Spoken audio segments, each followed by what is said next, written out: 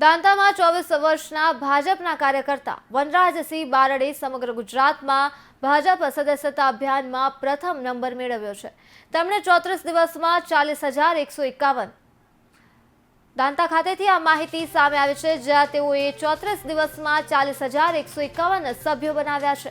2024ના વર્ષમાં ભારતીય જનતા પાર્ટી દ્વારા સદસ્યતા અભિયાન શરૂ કરવામાં આવ્યું હતું, જેમાં ધારાસભ્ય તરીકે સૌરાષ્ટ્રના કદાવર નેતા જયેશ રાદડિયા ગુજરાતમાં પ્રથમ ક્રમે આવ્યા હતા, જ્યારે બીજી તરફ સાંસદમાં કેન્દ્રીય મંત્રી અને પોરબંદરના સાંસદ મનસુખ માંડવિયા પ્રથમ ક્રમે આવ્યા હતા।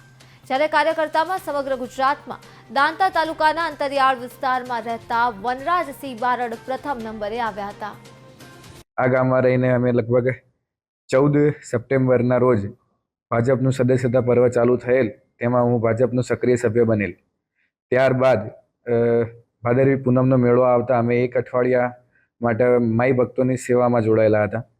તેથી અમે લગભગ 22 સપ્ટેમ્બર જેવું આ સંગઠન માટેની સક્રિય થયેલા હતા અમે।